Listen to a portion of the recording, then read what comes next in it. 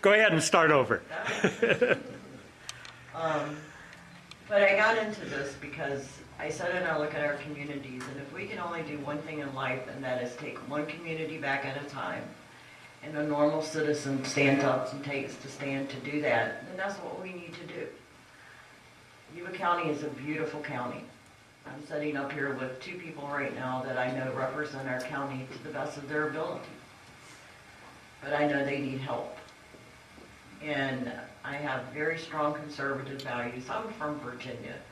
When people talk about the civil wars and going to the fields where these were fought, that's what I grew up in. So it means something to me. So I got into this because I'm a fresh set of eyes. I'm a team player. I believe that my experience in the hospitality industry of 17 years will go far when it comes to communicating with people, getting their citizens involved. I look at this room tonight, there's so many more people that should be here. They're not interested. When I talk to people up in the foothills, I hear we need jobs, we need this, we need that. But then when you ask them, do you want to live in a rural country community, or do you want us to bring industrial up here? They look at me and they go, oh no, we don't want the big factories up here. We can't have it both ways. But we have to have people that straight up talk to people. Get them involved. As we go through the night, I'm sure all of us will get to throw our pitches out there of what we want to do. But people involved, people being involved. I speak from my heart. I do not have the money to pay somebody to write my beautiful speeches. I have two 14-year-old twin granddaughters that pretty much tell me, Nana, just go have at it. Tell them, talk to them like you talk to us. And so that's what I'm doing as I'm out and about. I think it is my responsibility to represent everybody. No one in Yuba County is important than the next person. As an executive in the hotel industry, I remember my staff used to ask me, why would you want this job on bad days when we're renovating 500 rooms in a hotel and I can't get air conditioner or repair guy in to put air conditioners in?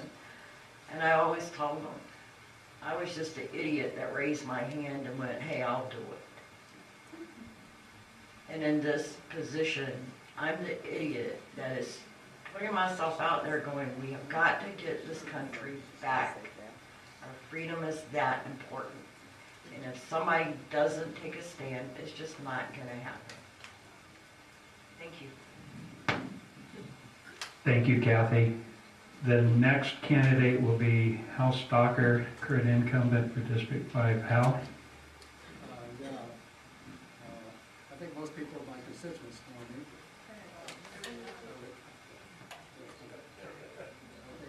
Most people, my constituents in Yuba County know me pretty well. I've been in this business for 19 years, so I'm going to read a statement on something that's always been, most of the time has been very important to me.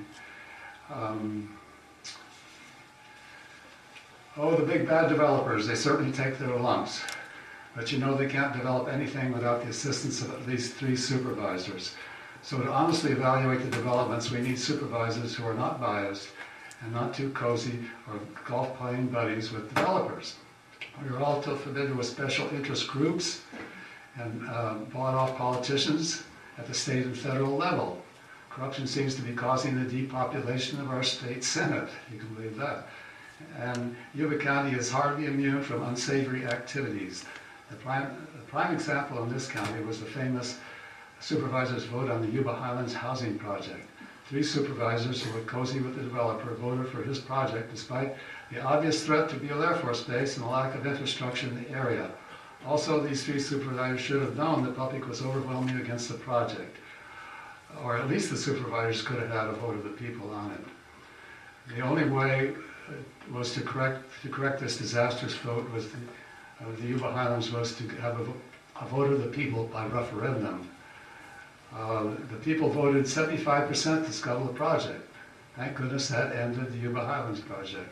Measure T was a reaction to the Yuba Highlands fiasco.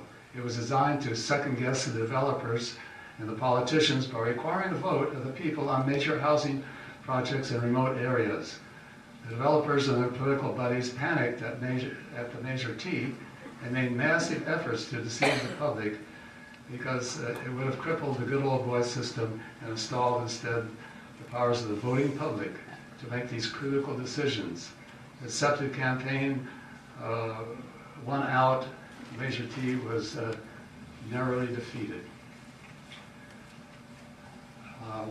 It was better, Measure T message was, it is better to trust the future of the county to people rather than developer-politician combo. Now is a good time to evaluate supervisors' candidates in terms of who they would be working for. We should be asking ourselves the question, would this candidate be working for the people, or are there signs that this candidate might succumb to the favors of the special interest groups? And now we are looking back on 3 huge housing projects in the foothills, even in the presence of a severe drought, when there is not enough water for the present residents.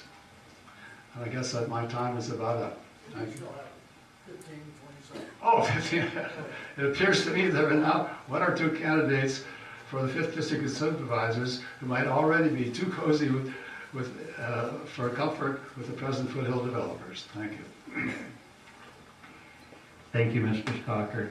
The next candidate will be Andy Vespas. Yes. On the timing, it's a soft spot. Okay. Major thought. All right. Well, we're going to try and do this without the humming there, but a lot of you have heard some of this before, but I'd like to begin with, it ain't what we know that gets us in trouble, it's what we know that ain't so. I'm running for the office of Yuba County Supervisor, District 1. The most important thing I've learned is the serenity prayer. God grant me the serenity to accept the things I can't change, and the courage to change the things I can, and the wisdom to know the difference. And that happens every day you're on the board. I'm grateful to all the residents for the privilege of representing them as a district supervisor since 2009. I've been there 5 years. I believe we should be proud of our county and have seen the change in the attitude of Linda residents who are seeing future positive possibilities. We just had the 4th Dollar General store, or 3rd Dollar General store opened up, and we may have a 4th Dollar General store. So growth is happening in there. And it's very important that people realize that Linda has over 100 businesses. I put out a business directory my first 6 months as a supervisor because people didn't know what was in Linda. It's very important. And we're doing something about notifying people what's in our community, unlike some areas where people guess what's there. This is going out to all the residents in Yuba County so that we have a chance to bring business to our side of the tracks instead of having go to Marysville and all that. The basic thing as far as jobs go, and my priorities are going to be the new sheriff's facility. We need to get involved in that. The water relicensing is going through its thing. And jobs, we need to create jobs, and we need to do that by being business friendly. It's very simple. Government is too big. Our county is only 70,000. We should be able to have somebody escort future businesses through the process. They do that in Placer County. They do that in different counties. The government can't create jobs. It can only close them. Most businesses are 2 to 5 people. It's a small companies that make up a strong community.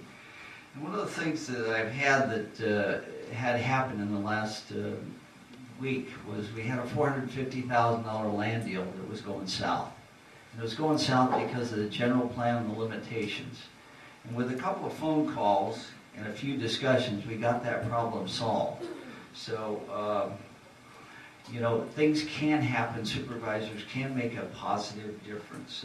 I've got 30 seconds, but there's a question of consensus on the board. I make my decisions on experience and my values. And if that creates problems, then so be it. Because I don't go along to get along. I do what my experience tells me to do is the right thing.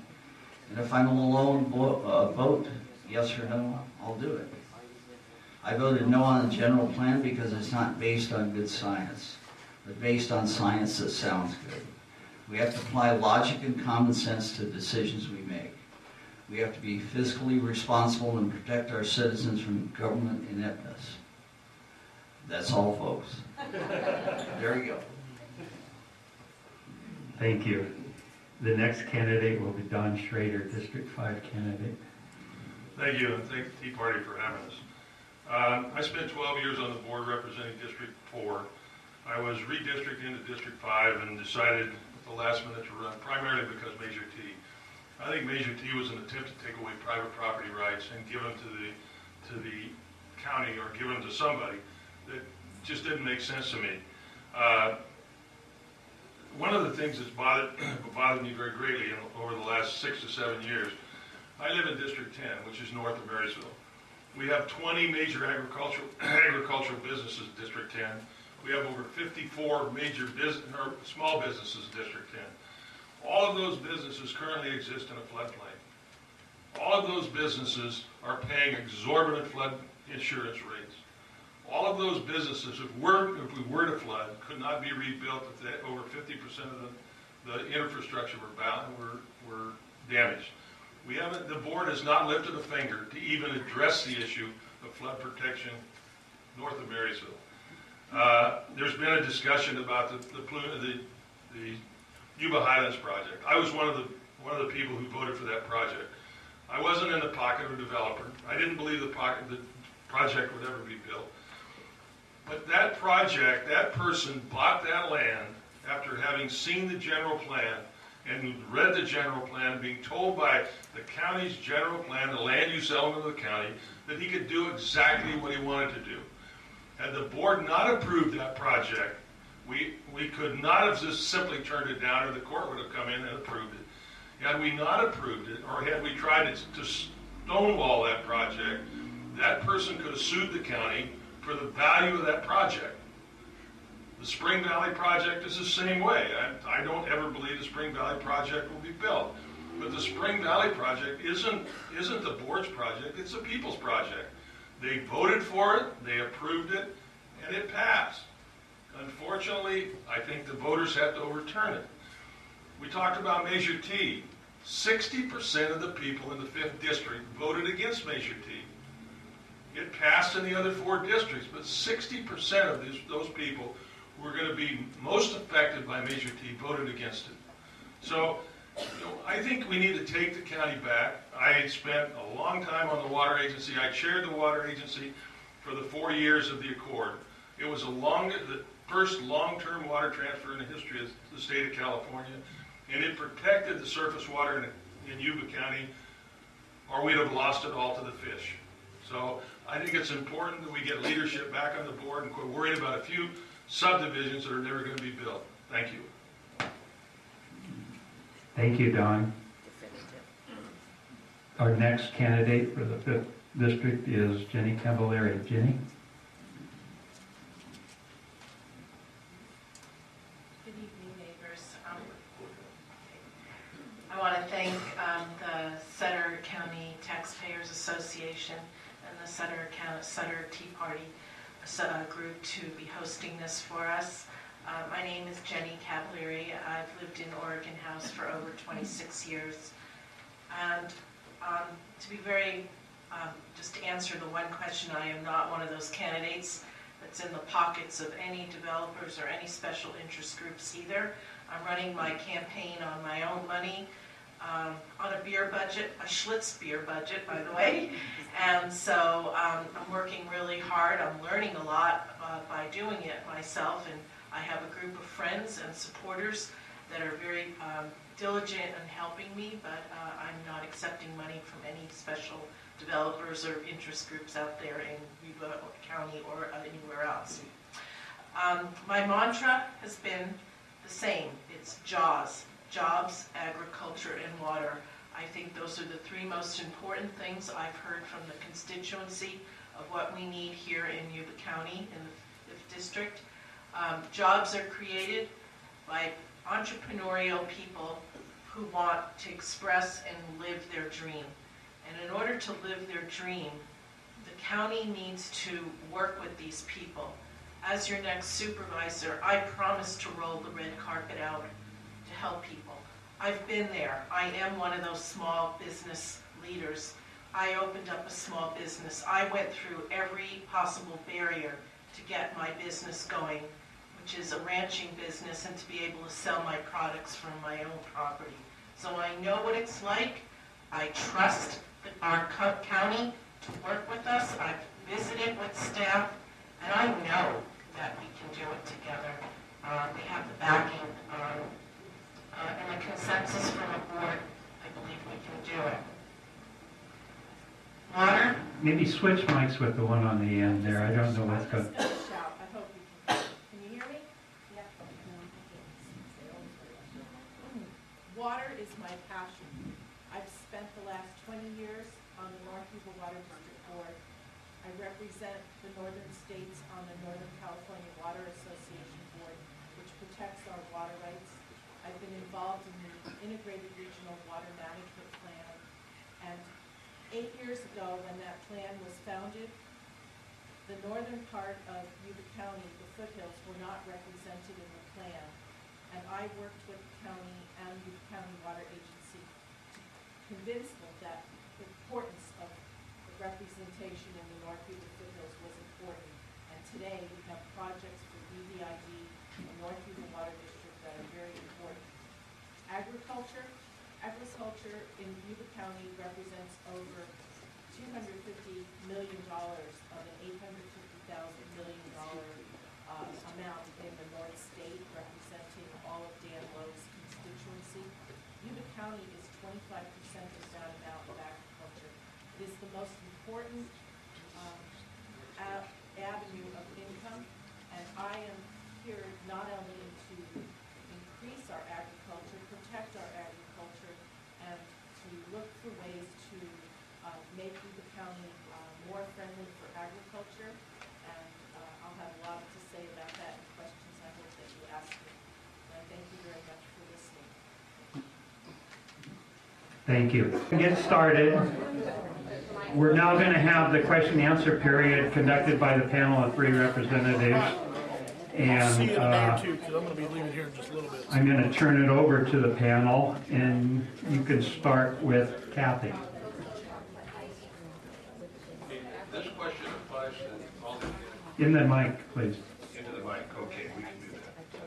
Yuba County, by way of the Three Rivers Levee Improvement Authority, TRILA, has been promising 200-year flood protection in the South County.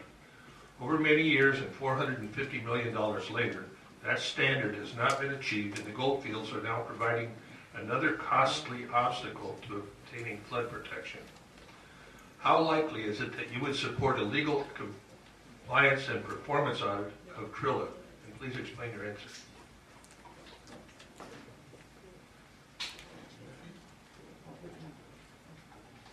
I like being the new guy, because I can look at it and go, I don't have a clue what he just said. Actually, I have a little of a clue.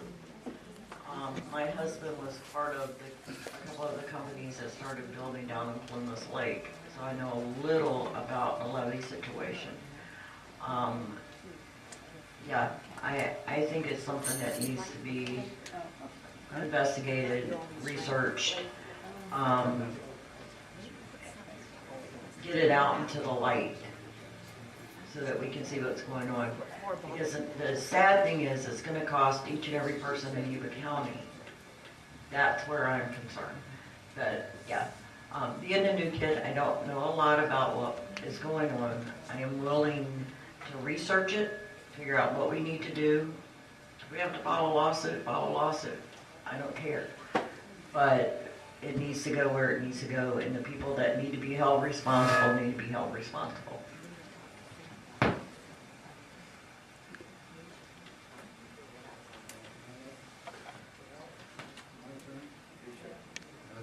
Well, this is the first I've heard that tack held in. I think that issue should be brought to the Board of Supervisors and thoroughly talked over from various angles. I can't say I'm in favor of it right now because I've never discussed.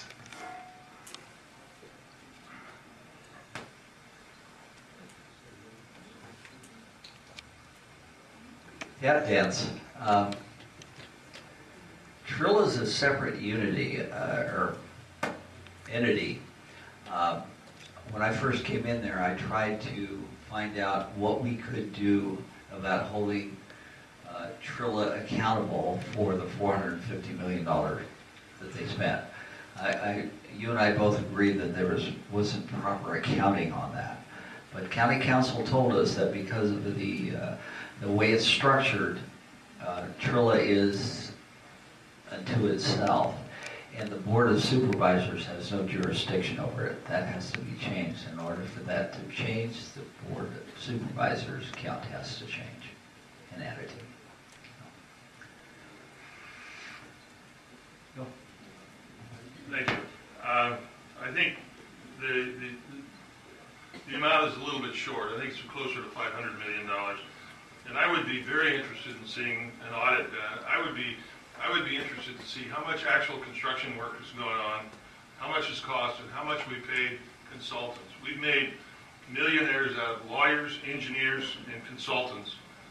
While the county is in debt, starting next year, we have a $2.8 million a year payment for the next 40 years.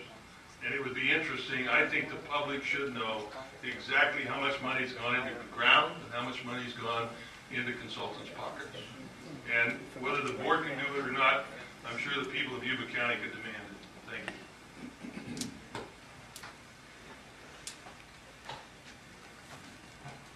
From the get-go, that levee project was a real disaster. Now that Yuba County is in debt for over $450, closer to $500 million, the accountability was obviously a problem with Yuba County, with the auditor, and with Trilla, and I would be in favor of an audit. We as taxpayers are going to be held accountable. The project is for all of Yuba County. It is not just for South County. It's for the entire county to pay for that project. And I have to give just another little example. The firm the county hired to do the bonds, I sit on the North Yuba Water District Board, and our attorney at the time recommended the same firm to do a pipeline project for us. And thank God we did not go with it, because we would have been up the creek just like the county is right now, with a cost that would have gone to lawyers, attorneys, lawyers, consultants, engineers, everyone else but the levee project and the improvements that the taxpayers deserve. Thank you. Thank you all. This question is, let's see, we started with Kathy, Mr. Stocker.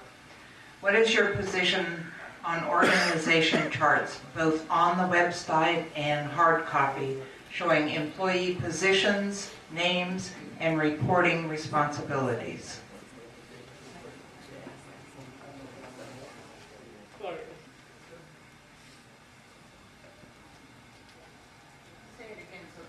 I say I have no problem with that. This question is for Andy. Unemployment in the Bi-County area remains near 20% when you include those who have given up looking for a job. What can you as a supervisor do to increase the potential for job opportunities in your district and in the county? Well, I think the actual figures are closer to 30 and 40% because of the people that have given up. We don't have that many jobs here, and we need to be more focused on providing an environment that is conducive to businesses coming here, because we had businesses that went into Marysville and we didn't have the facilities for them, and they were bringing in thousands of people per month, and they managed to run those people out. So I think that we have to change our attitude toward people coming into the county, make it easier.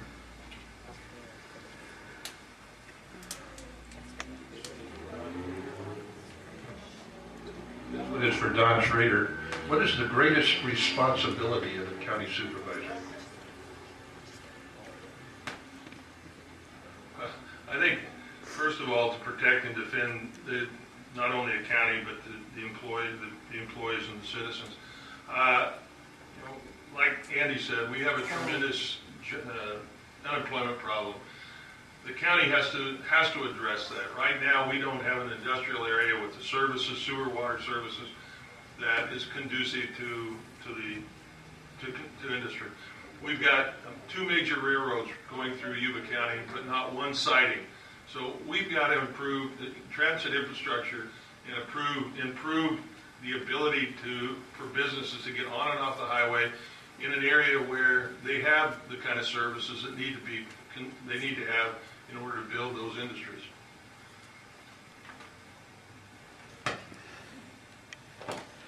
You're up. The poverty rate for senior citizens is increasing in the Bi-County area. Please explain what you believe should be done to help seniors.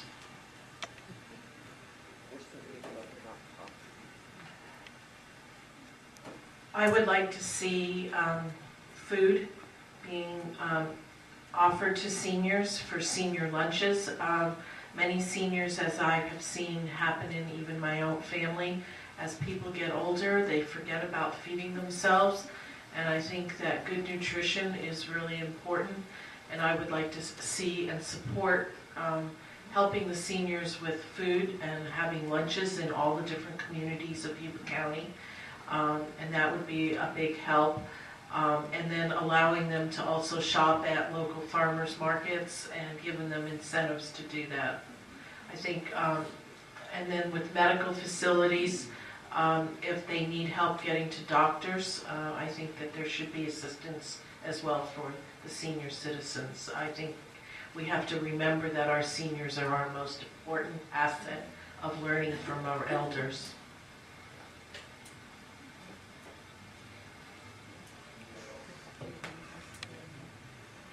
This question is for Kathy. Do you believe supervisors should receive the same pension, health care, and other benefits as full-time county employees?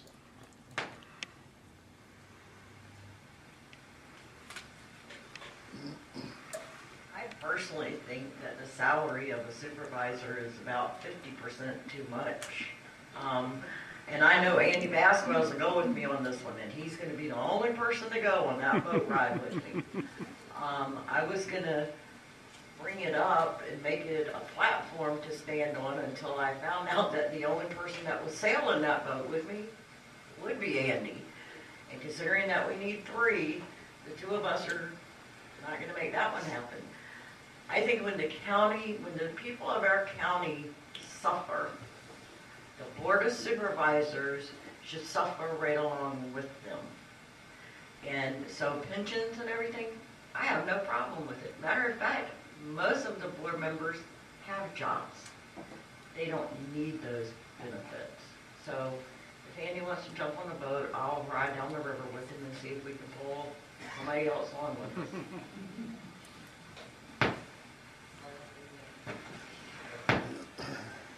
Mr. Stocker, how do you feel about having First Amendment zones as seen on college campuses and during some public venues?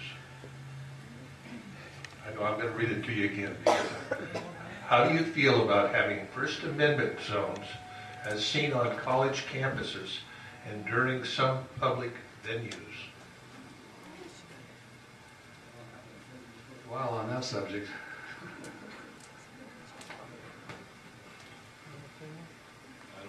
I don't think we do either. I don't think he has freedom of speech area. Ask him another one. Yeah, let me ask Hal. All right. Let's do that.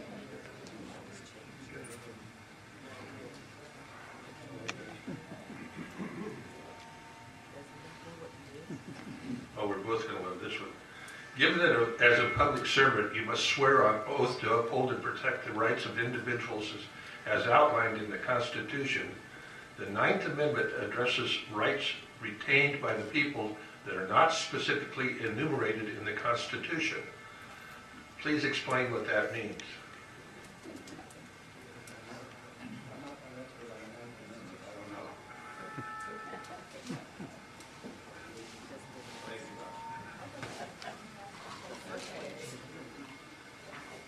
This one is for Andy.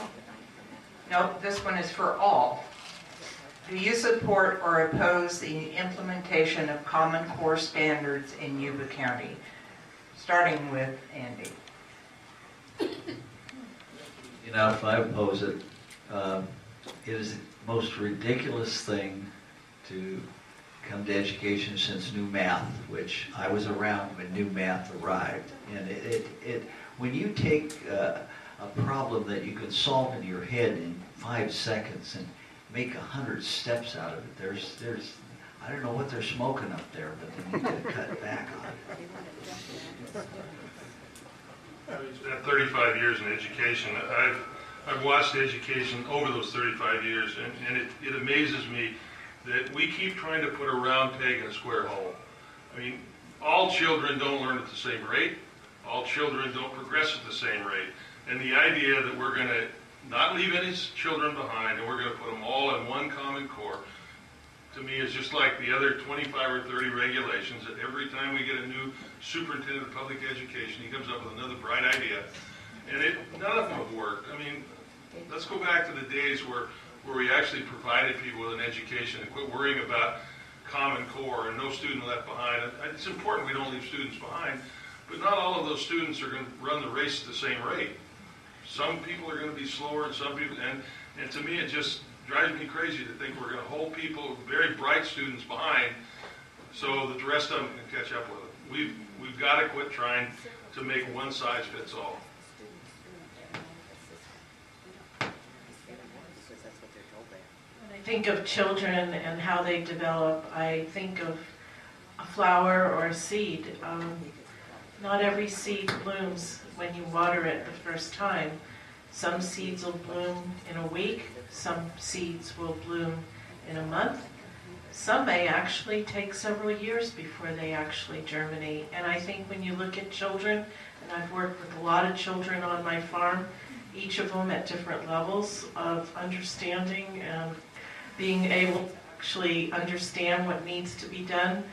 I think we need to just be gentle with them as teachers. I think that's the responsibility of a teacher, is to work with their students, and it's not a governmental one-size-fit-all.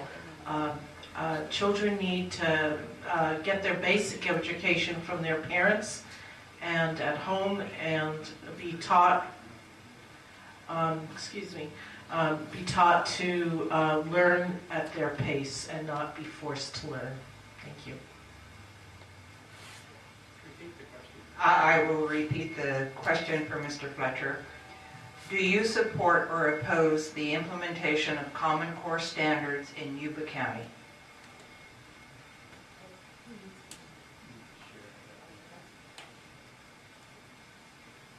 You know, I wish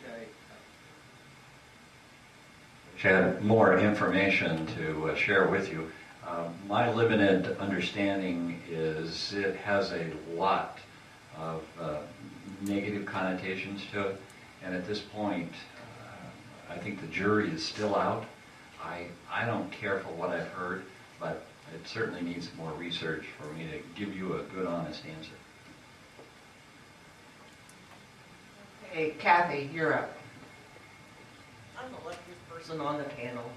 My grandchildren, I have 4 granddaughters in high school and junior high, and they told me if I heard that question or was asked that question to let all of you know that it is the most ridiculous thing they've ever in their lifetime had to deal with.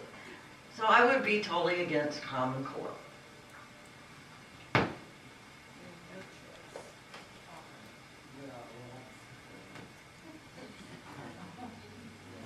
think like a lot of the rest of this board, I'm no expert on Common Core, and I don't have any kids in school. Really, there have been quite a few questions there that don't have anything to do with being a supervisor. Hey, I have a hard enough time doing my own job right and trying to be up on all the things that I need to know about the county and that kind of stuff. I think that would be a good question for an educator, and I certainly know quite a few of them who know a heck of a lot more about what's going on in school than I do. So I think that would be much more appropriate for somebody on the school board. Thank you.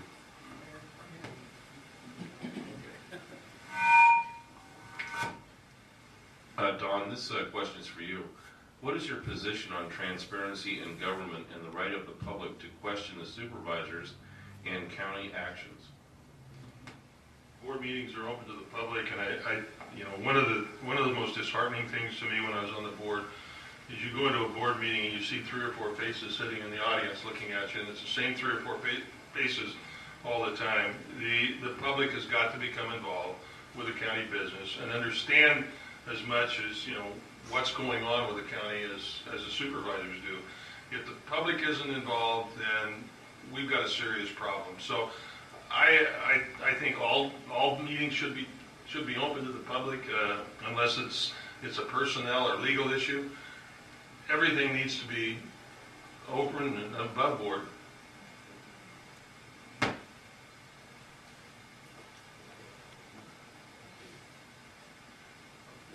Be for everybody here this evening. Do you support Yuba County becoming part of the proposed state of Jefferson?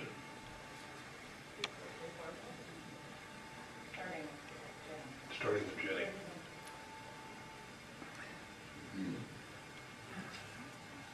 Recently, Yuba County Board of Supervisors did adopt the, at least support of Yuba County joining the North states in the state of Jefferson discussion.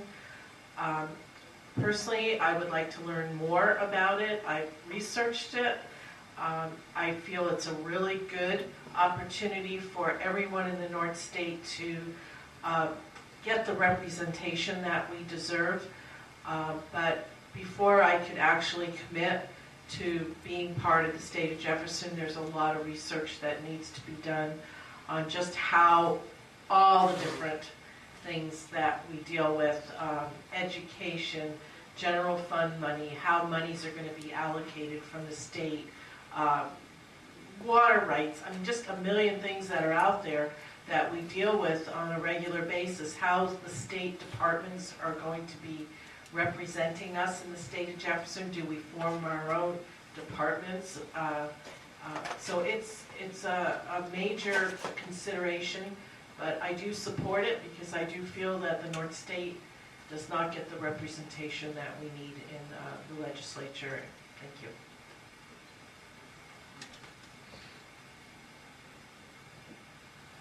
I think it's very clear that the state has said they don't listen to the North State. Well, we don't have a vote. I am very much in favor of the state of Jefferson in concept. No one has the details yet, but I think it's clear that we need to support it to make our opinion heard of doing something.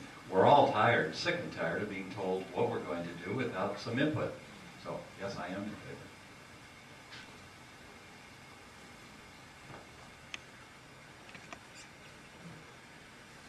No, I came from Virginia.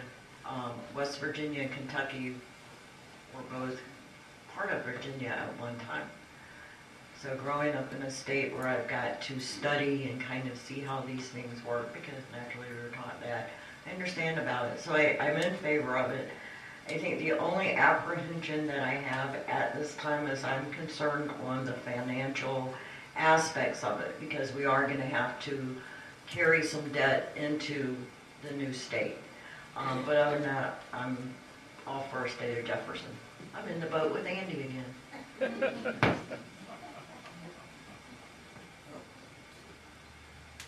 Well, I was enthusiastic about the state of Jefferson. One of the things I had mainly in mind was that the North State produces most all the water, and a heck of a lot of water goes to the South State. And the North State isn't getting its due credit for all that water that we produce. So it would be nice if the state of California was cut in half and the north part got due payment or whatever for its water. And then of course there's a big problem with the south part of the state having much more representation than the north part. But actually I ended up on the second time around, I voted against it because it takes a lot of time and lower resources and money and what have you, and it ain't going. I don't see how it could ever go anywhere with the legislature have to vote on it, and also have to go to Washington for the Congress to vote on it, and I can't see it do anything there.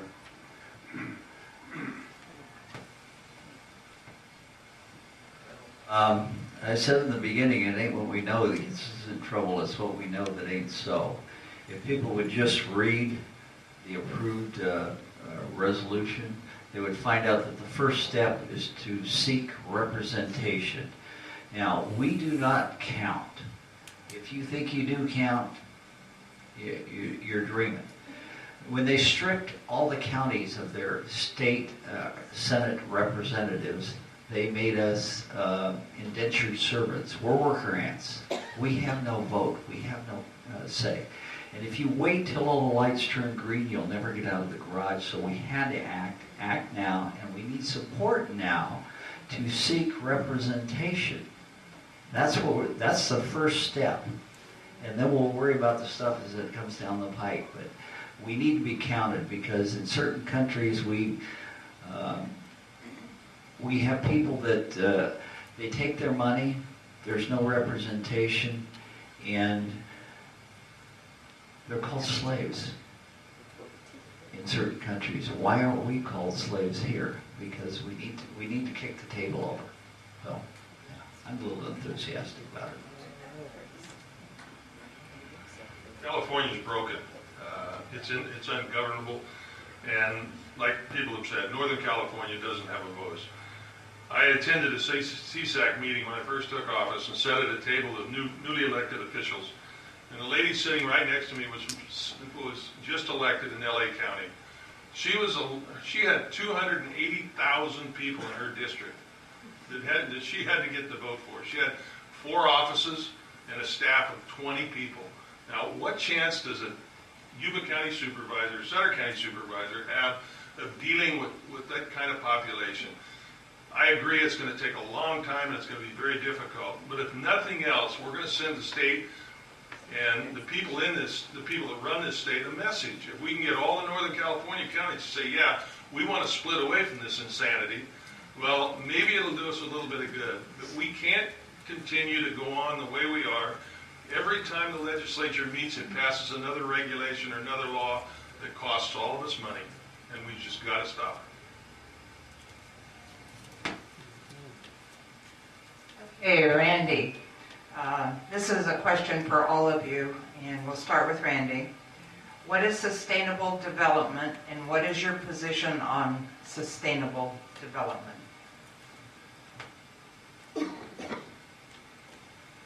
I'm going to have to guess on what you're referring to, but sustainable is an ongoing growth within Yuba County that would help its financial situation. What's sustainable? I don't know. You allow the independent to do what they need to do. That's what I allow them. Roll back some of the red tape. Give them some ground to do what they do, and that's what I would prefer doing.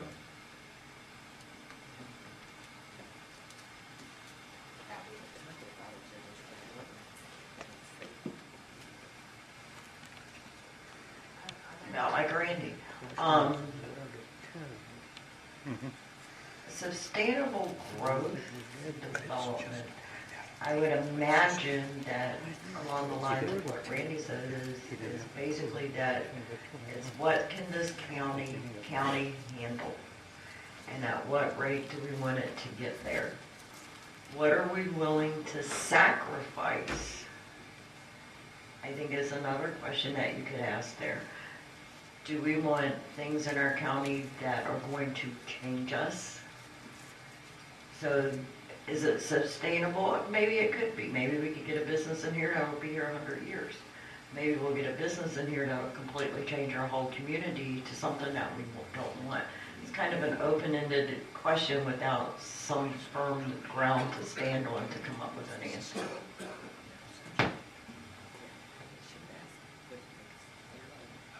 Can you hear me? I got a feeling that term means something to somebody who made it up. I've never heard the term before, sustainable growth. So really, if I tried to explain it or talk about it, I would just be wandering all over the place, not knowing what some person had in mind. I could tell you maybe what sustainable timber production is. That's timber production whereby when the tree is cut down, the company makes a situation where they plant enough trees to replace what they cut down. That's what sustainable timber is. Sustainable growth, I don't know.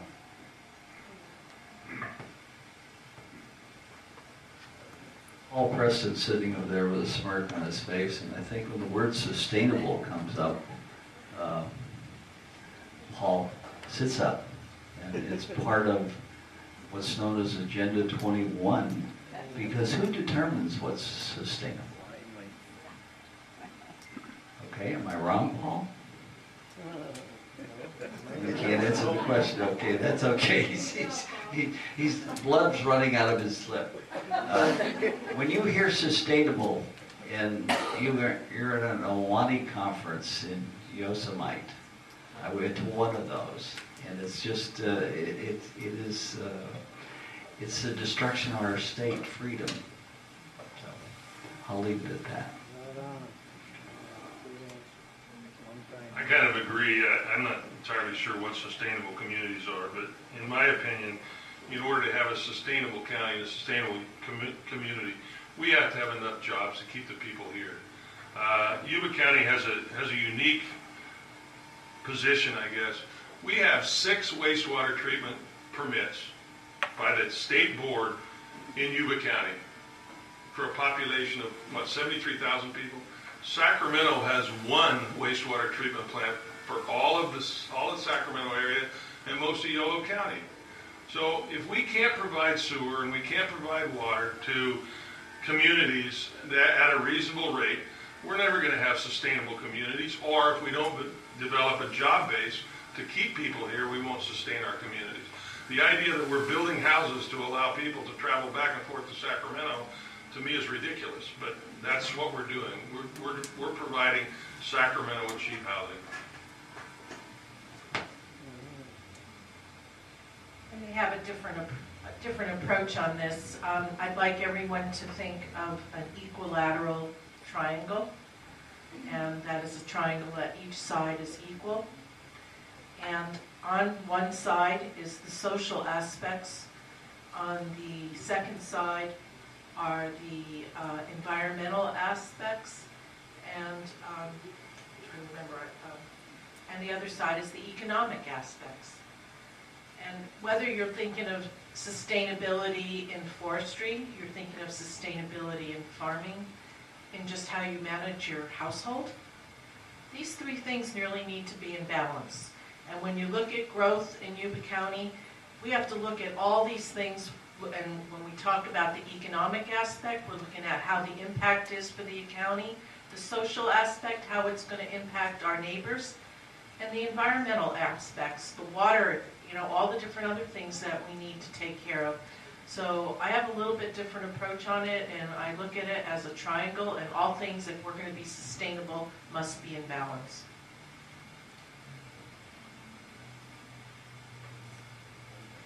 Kathy, this question's for you.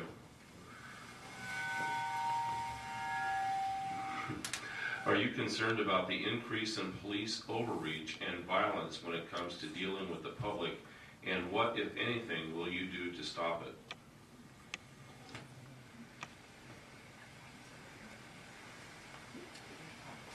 I am very concerned that our country is becoming a police state. I don't think that people have woken up to see what's going on. So yes, I will approach it. I don't fear that one because we live in a free country. I remember growing up, and the police officers I grew up around, their mission was to protect and serve us. That's not the mission nowadays. And we need, in taking our community back, we need to speak to the police and we need to let them know. I don't have a problem with you going after a bank robber or a man that's beating his wife. But just because you can do something doesn't give you the right to do it. So yes, I think our country is a police state. And I think we need to make sure that our law enforcement have the tools they need to do their job, but that they protect and serve us. We do not have to run from them.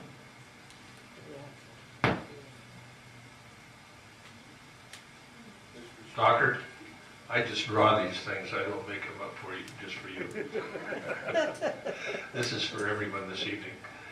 As a Yuba County Supervisor, you will also sit on the Board of Directors of the Yuba County Water Agency.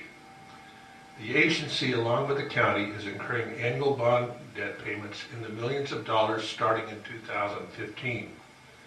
If budget constraints make it likely that the county will be unable to make these payments, are you willing to vote to have the agency bail out the county? And please explain your answer. Could you repeat that question? Sure. As a Yuba County Supervisor, you will also sit on the Board of Directors of the Yuba County Water Agency, which you do now, I know. The agency, along with the county, has incurred annual bond debt payments in the millions of dollars annually starting in 2015. If budget constraints make it likely that the county will be unable to make these payments, are you willing to vote to have the agency bail out the county? And please explain your answer. Yeah, I've discussed this with some of the authorities, and I think that the indebtedness is, well, what I'm being told anyway, the indebtedness is being exaggerated. And that we, over the long run, we're talking about the long haul, over the long run we ought to do all right. You know, if it comes to, I don't see the county going bankrupt. I'm not being told that over the 30, 40, 50 years or whatever the hell it is, the county's not going to go bankrupt with this indebtedness. The question about, am I in favor of the agency bailing out the county? Well, yeah, I guess I'd be in favor of that if that came to that, but I don't see it coming to that at all. Does that answer? Oh, okay. Oh, okay. I'll give him the chance. I think it's important that people in Yuba County realize that the Bullard's Bar was put there for their benefit. The county itself hawked itself almost 3 times what it was worth to build Bullard's Bar. The visionaries planned on something happening with the water crisis, and I think that that's what Bullard Bar was designed for, was to help the county in need. And I would support hawking it up to the eyebrows, just because people won't get it if it's in a hawk for $450 million. Because the state giveth and the state can taketh away, and that's the biggest fear. In 2008, the board voted on a vote of 4-1 to approve a $23.3 million bond.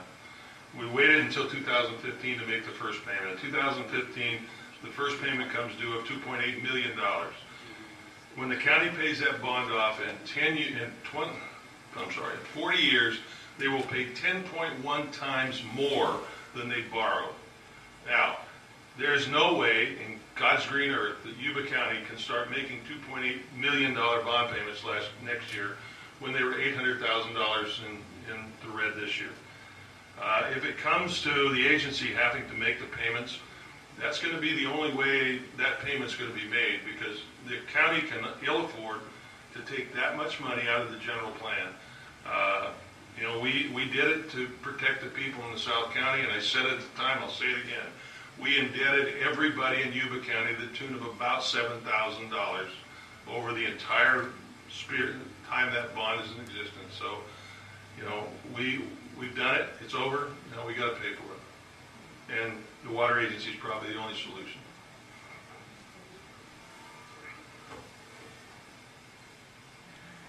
I'm not in favor of how we got there, but we are there, and the bill has to be paid. The water agency is probably the only liquid asset that Yuba County has at this time to liquid asset, really, very cute. It truly is the only liquid asset that Yuba County has is the water agency and our water at Bullard's Bar. And it belongs to the people. Everyone in Yuba County is annexed into the water agency. And the one thing that I can tell you, when it comes to water rights and the state and the relicensing of Bullard's Bar, it's probably better for us to be in debt than it is to have a flush fund, because if we have too much money, the state will take it away from us. So I'm hoping that the water agency will step up to the plate to help the county to pay off this debt. The short answer is yes, I would be in favor of that.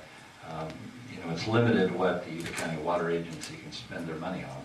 So that is probably one of the more ideal ways to do it, and it will help out the county substantially.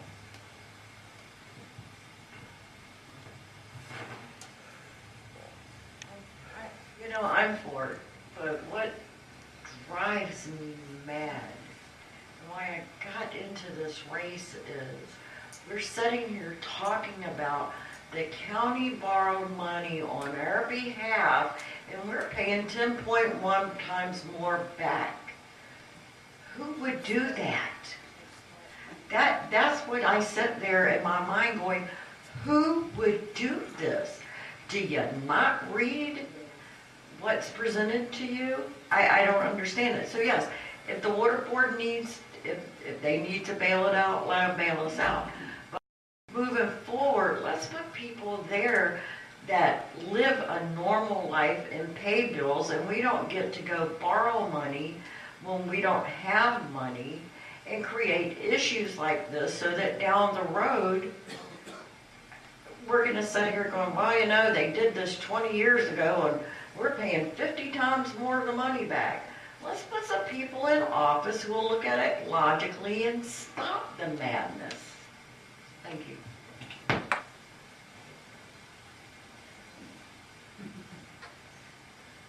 Question is for Andy. What is your position on groundwater management, which allows selling of surface water and replacing it with groundwater? Sticking with the liquid questions. With the liquid questions, well, we're very fortunate the water agency has done a wonderful job managing the groundwater that we have. There are certain cases where people give up surface water so that they pump the groundwater, but the surface water, it's not like they're pumping it south and selling it at that point in time. They're swamping the water out, but they're giving up their surface rights so that they can pump the groundwater. Okay. Well, that one. Okay. Don, this question's for you. Do you believe the Constitution of the United States is a living document? Certainly.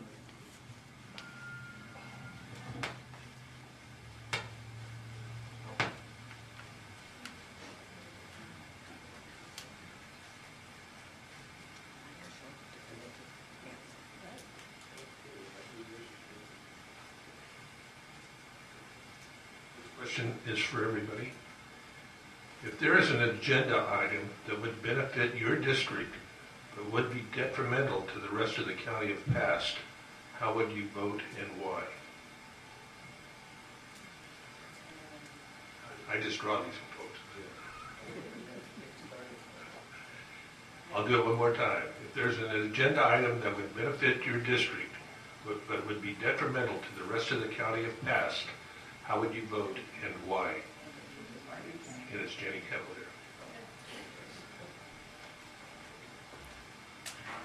I've served on our board for over 20 years, and I cannot remember a time when there was a vote for, I'm a representative for irrigation, and We have domestic and municipal, industrial.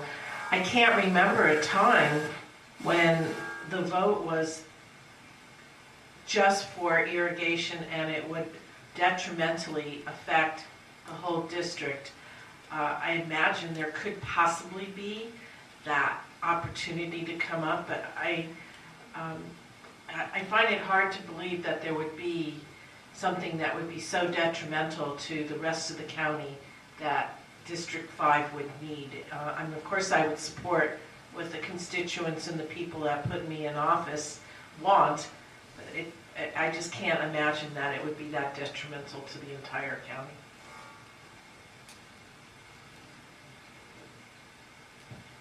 Pretty clear, you're part of a team, we're part of the county.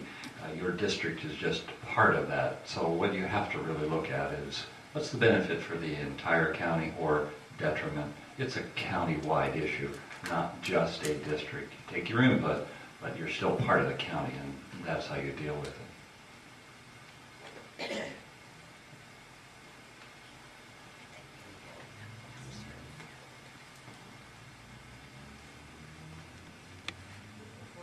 Brain teasers where you can sit here going, I'm up in District 5 and if it's good for me and Andy is not going to get something good out of it. And then you go back to it is a team deal. We were talking about Yuba County.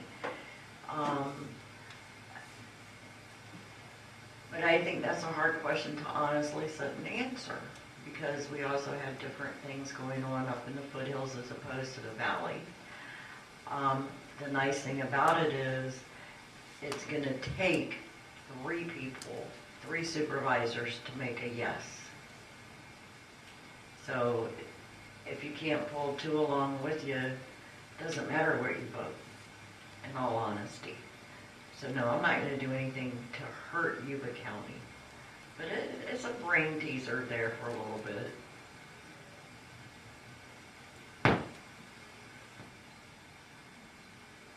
Well, that's a highly hypothetical question. I've been on the board for 19 years and I've never seen a situation like that.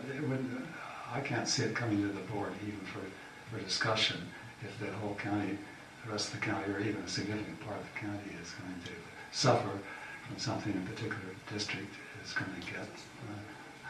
I don't see that happening. I don't see that question even needed to be considered because it wouldn't come.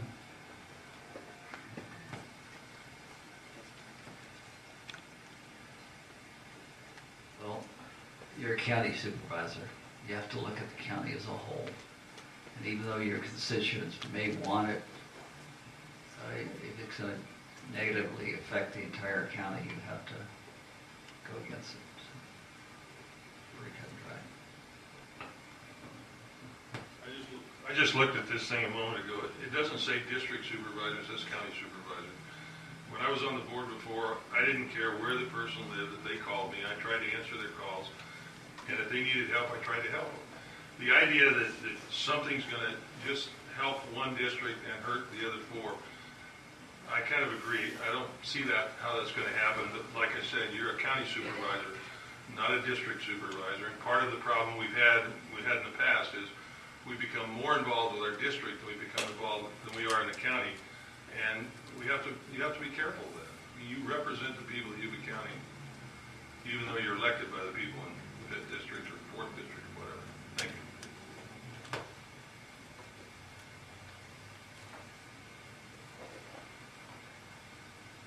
Okay, next question is for Randy. Yuba County's pension costs will increase by $408,000 in fiscal year 2014-15. What steps would you recommend to reduce Yuba County's pension costs?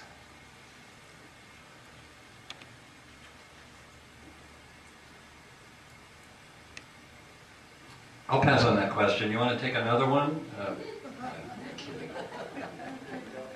How do you possibly have the right answer on this one? It's a tough problem. This got put in motion years ago when you have too much going out, not enough coming in. So the only reasonable, logical approach, in my opinion, is it isn't that you don't make enough money. You're not attracting enough money to tax to take care of your debt. It's really no difference in your own household. If you find yourself in financial problem, then you need to go out and find more money. So the county can actually do the same thing. You need to build from within. You need more growth. You need more taxable. That will actually take you out of that situation. I'm not in favor of cutting someone's retirement program at this point. Are you still there? Yeah. Thank you.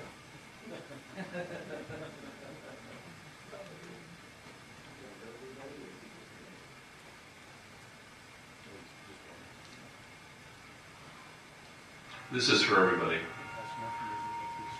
What do you see as the main problem facing? What do you see as the main problem facing Yuba County government, and what will you do to address this problem? Kathy, you're first.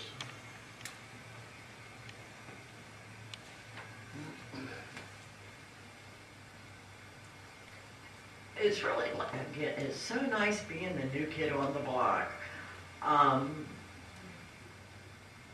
I think that we just have a lot of things that need to be revisited. We need to have people that sit down as grown adults and make decisions instead of pushing things aside. I can't sit here and tell you what's wrong with Yuba County. I can tell you some of the experiences I've had and go, well, that's really wrong. But not everyone has those experiences. So to tell you that we've got this issue or that issue, I can't do that right now, and I'm not going to tell you that. I do know that we need a strong team in there, that when an issue comes up that needs to be addressed, we address it and we don't kick the can down the road. That's why we're in the position we're in, because rather than going, okay, fine, let's take this on and let's get this done, it's let's not do it today, let's kick it down the road, and 2 years from now we'll do it, 3 years from now we'll do it. The pension, it's funny that that question come up. We've got issues in this county on our pensions. I know Mr. Vasquez has tried to address it. People don't want to work with him on it because hard decisions are going to have to be made.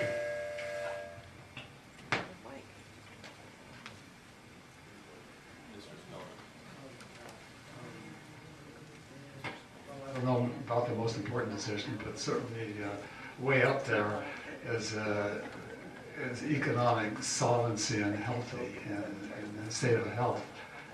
And fortunately, Yuba County has done a good job in that regard. We've come through the Depression pretty well. We've lost some people, but we're hanging in there, and we're keep our head above water. One of the things I'm particularly interested in is maintaining a good, healthy agricultural program, because agriculture is our #1 economic asset. And also Beale Air Force Base is right up there. That's our #2 important economic asset. And I want to keep agriculture here healthy and thriving. And I also want to keep Beale Air Force Base here in a good state of health. It's good for our economy and just good in general to have that base there. Thank you.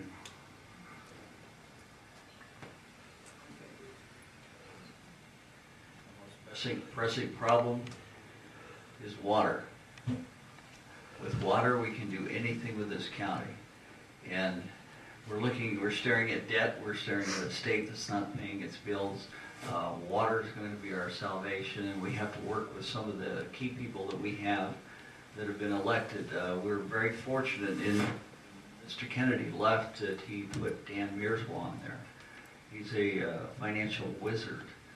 I think that the board needs to start listening to some of the people who specialize in financial problems and stop trying to do things themselves in areas where they're not qualified.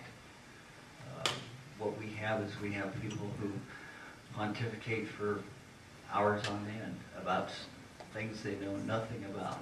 they haven't been successful in a lot of things. So I think with the people that we have here, with Bindorf, with Miroslav, with a couple of other people that are really sharp financially and have been able to tap dance and pull the rabbit out of the hat frequently, I think we need to start depending on them more. So that's all, folks. I think the biggest problem facing Yuba County right now is jobs. We don't have enough jobs to keep our young people here. They go to college, they go away. Fortunately, I raised 2 daughters, and they're both here. And I always tell people that you don't want to meet either one of them professionally. One's a cardiac tech, and the other one's a probation officer. So either way, you're in trouble. But we've got to make it easier for people to start businesses. We've got several problems. One, if you decide you're going to start a business, you're going to go through a myriad of red tape. And by the time you're done, you'll have a conditional use permit. The other method is simply to start the business, forget about the conditional use permit, forget about the health permit, forget about all the other permits, and start your own business. But that's not fair to the person who pays for the business. So we've got to cut the red tape. We've got to allow small businesses to start. I ran a scale business in Yuba County for 30 years. Started with a $422 investment. I'll never forget that. Then ended up, 2 years, I ended up with over $2 million in sales. So, you know, we've got to allow businesses to start and businesses to function and young people to get involved with businesses.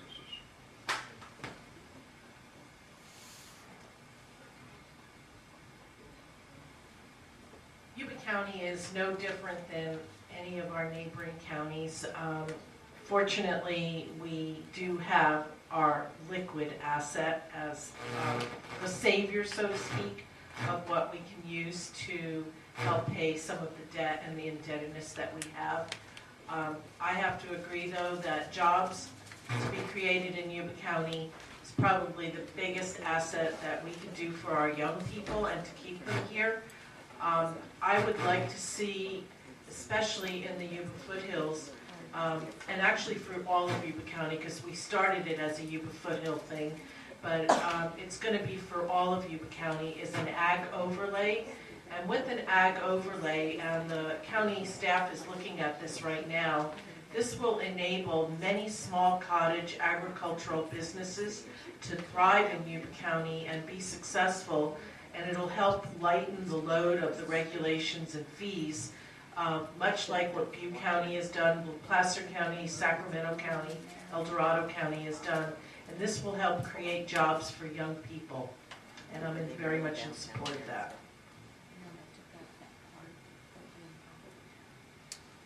With everything that I've heard, Andy hit it correctly with the water. From the water, it's kind of like a domino effect, and it creates jobs. And whether it's the agriculture, it is going to help us out of this whole thing. I think it's called sustainable growth. Is that what that is? Maybe. But that's where we're headed, and that's what we need to do, and we need to focus on it. And I think the board will, and I think we're in a position to support that.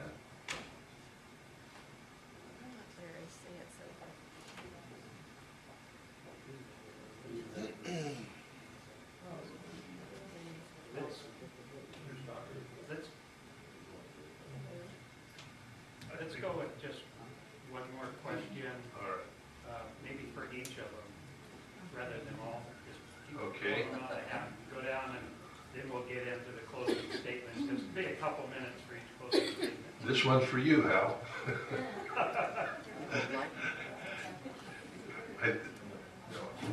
I don't know. Yuba County's agricultural areas in the North County, District 10, lack flood protection. How likely is it that you would support flood protection efforts and expenditures in the North County?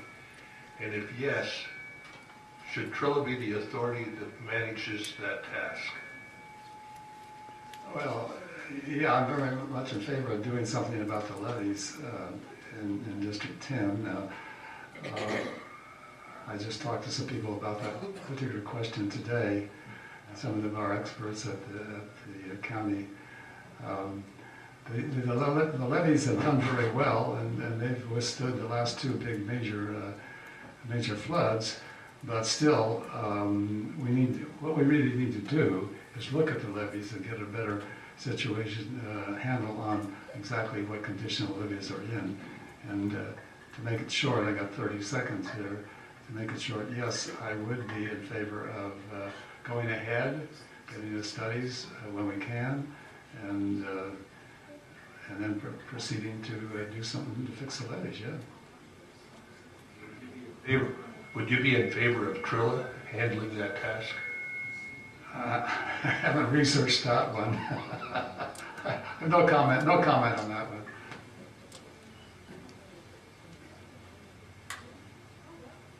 For Andy, what is your position on allowing the Indian casino to be built? The decision is going to be federal or state. The board has really no control over that. What the board has control over and what they really must address is the fact that we've written an MOU that was written in 2002. If you could buy gas at the same price you could at 2002, would you do it? We have to rewrite it according to the 2016 standards. So that's what we have to do on the casino because we have no control over it. I don't need 30 seconds more. Don, this question is for you. Would you be willing to follow the Sac County's lead and ban outdoor marijuana grows? To the extent we can. I've talked to Sheriff Durfer and our district attorney numerous times. California has this habit of passing, the public has this habit of passing laws that then become the problem of the county. I was somewhat amazed when I was on the board before that the county boards of supervisors have to issue marijuana ID cards. It's the only drug I know of that you have to go to the county and get an ID card to go purchase. It's created a problem. I understand there's a push right now for recreational marijuana. It's something that's very easy to get out of control. I don't particularly like the smell of the skunk next door to me. If you've ever smelled it, I ride a motorcycle through the foothills. It's amazing. You ride from one place to the other and you can smell it. But it's a problem. It's creating a problem, and unfortunately, a lot of these people have the law on their side. There's not a lot we can do about it.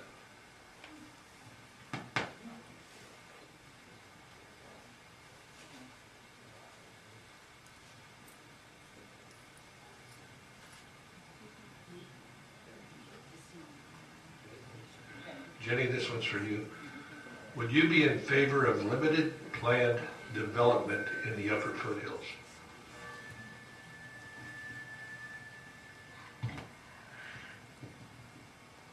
Before we could do any planned limited development in the foothills, we need to address our water problems, and we are already on limited water resources.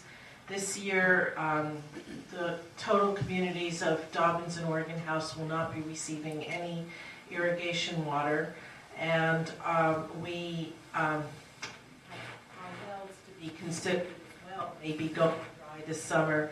So before we can endorse or have any type of development in the Yuba foothills, which actually I believe is the best place for development, because we've paved over some of the best agricultural land in the valley, where the foothills is a wonderful place for development. But before we can do that, we need to definitely address our water, our roads, and the infrastructure that we have, because many of the places where development can occur, we have problems with roads as well, and other infrastructure problems.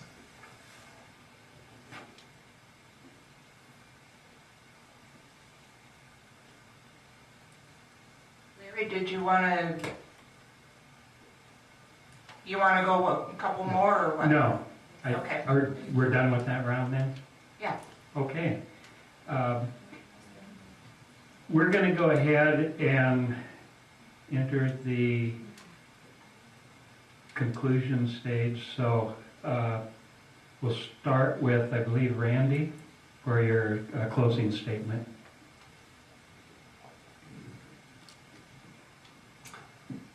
Thank you for allowing us to be here. Sorry I was late. Farm Bureau had a meeting and I needed to be at that meeting. I kind of missed the first half, So within that 2 minutes, just let me tell you who I am. As a business guy, I've been in business for 34 years in Yuba County, running my own business, mostly from the farmers. 80% of what I do are work with farmers from Sutter and Yuba County. I have a background in law enforcement, so those two combinations are very strong for the needs of the Board of Supervisors. I'm a team player. I'm very good at working with teams, focusing on issues, and coming up with results. Common sense goes a long way, and that's what I'll represent, and that's where I'm headed. So again, thank you very much.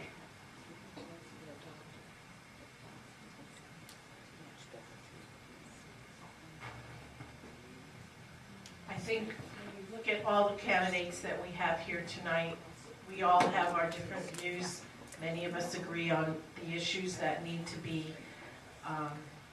taken care of in Yuba County and worked with.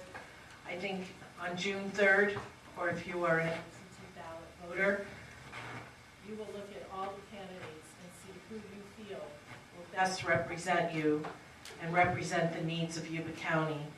And I would really like that choice to be me. I have worked very hard. I would really like this job. I will be dedicated to the job. It will be a full-time job for me. And I believe that my experience with water and agriculture and jobs will bring the economic stimulus to Yuba County that we need. I think those are the three main we keep redundantly bringing forth. And it has been my motto and my mantra in my entire campaign. And I am supported by my constituency on those issues. And I really look forward to serving the people of Yuba County. Thank you. Thank you. And the next candidate will be Kathy. We could start going backwards up there. Kathy? You know, I got into this race because I'm tired of the direction that the country's going, and we have to take it back. Like I said, it's a district at a time, it's a district at a time. We need our freedoms. I love the Constitution and the Bill of Rights. As an American citizen, when we're born, we don't get a copy of them at the hospital, but they are ours. It is our birthright. And if we don't protect it, as we all know sitting here, we're not going to have them. I've been out for the past week hunting a coyote because I have baby sheep and goats. Every time I pick that gun up in my hand, there's a voice in my head.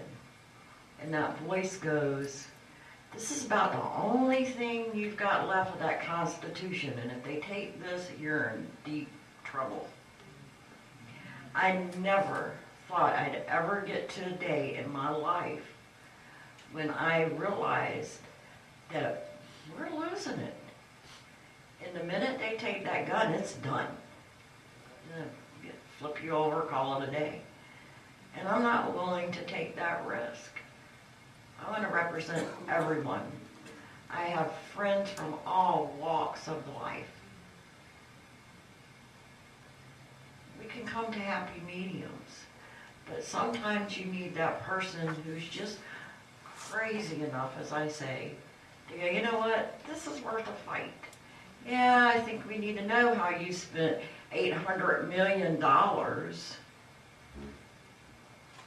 you imagine that? When I say that, it just baffles my mind that we put people in there to represent us who would take that. They wouldn't do it to themselves. And if you won't do it to yourself, don't do it to the people of your community. That's why I'm running, because I have a strong enough voice that I would go, excuse me, I think we have a problem. Thank you. Thank you. Mr. Stocker, next. Yeah, well, for most of my political career, I've served the foothills. Now, just recently, part of the 5th District is also District 10 and Hallwood and Linda. And So I have to shift gears a little bit to know what the people there want and need in these various areas. And I will do my darndest to serve them as well as the foothills. I think it's the foothills have been fairly satisfied with my behavior because they voted me back in 5 times. This is my 6th time running. And as I innovated, one of the main ways I find out what people want and need is through surveys. I do regular surveys in the various districts. Dobbins, Oregon House, Loma Rica, Brown Valley, and get some idea that way about what the people want. And one of the recent surveys I did was in Loma Rica, Browns Valley on the Spring Valley project. I know some people think it's dead, but the developer apparently doesn't. He's still in there pitching for that Spring Valley project. And I questioned the people. I got a good response on my survey. The people said they did not want the Spring Valley project to the tune of 88%. 88%. So I'm supposed to represent the people. And what do you think I should do, huh? If 88% of the people tell me what to do. And it's the same sort of thing in Dobbins, Oregon House, up in Brownsville Challenge. And a lot of that has to do with proposed development. I know it's been played down about proposed development these days, but hey, these developers still have it in mind. There's a heck of a lot of money they can make if they do, and they just wait. Right now is not the time to start selling homes and producing new homes, but now is a good time to prepare for the future. We'll have another real estate boom, and if it takes place in the foothills, the people are not going to like it, and it's not going to be good economically for the foothills as well. Thank you. Andy? Well, I come back to the biggest focal point of our efforts, and attention should be on Fuller's Bar and water, because with water we can do everything. Without water, we can't do a thing. And we have to realize, and I've been down south, that they're working now to change the water rights. They've got students in Davis Law School, that's what they're working for, is rewriting the water rights. They're trying to dictate which crops we can grow. They're trying to use the scare tactics of 80% of the water is being used for agriculture, when in fact it's not. And if you actually took a look at the reports and I just recently got a report and gave it to Supervisor Avi, that the actual savings from cutting back the water that they want to cut back in ag will be about 2%, not the 60 or 70% that they think they're doing. So water has to stay high on the priority list, because if we lose this, we lose everything. Okay.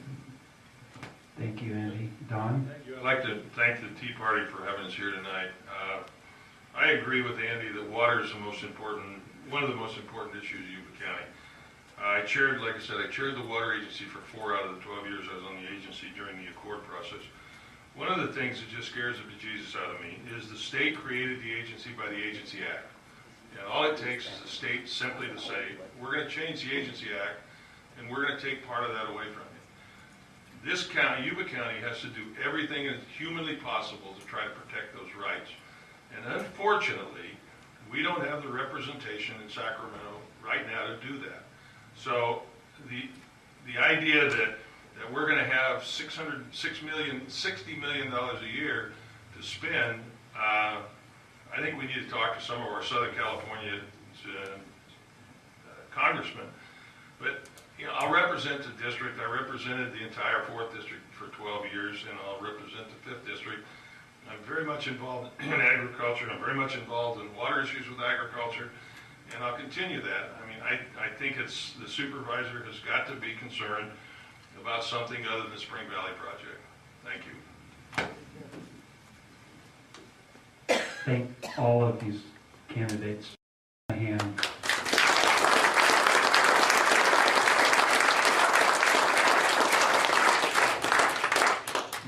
Larry, I'd like to also congratulate the candidates and thank you, and once again to the audience, please note that none of the candidates used a teleprompter.